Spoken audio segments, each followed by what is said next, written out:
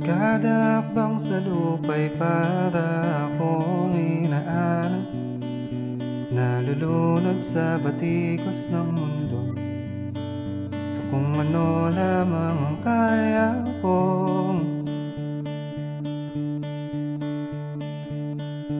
bigang-biga na sa mga problemang di masolusyonan agad.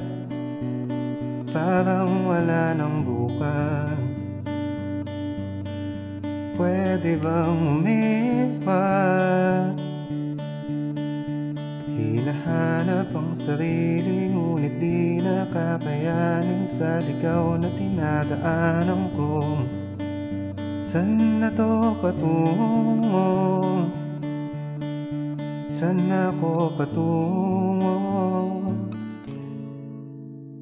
Dahan-dahan nating simulan muli ang paghakbang.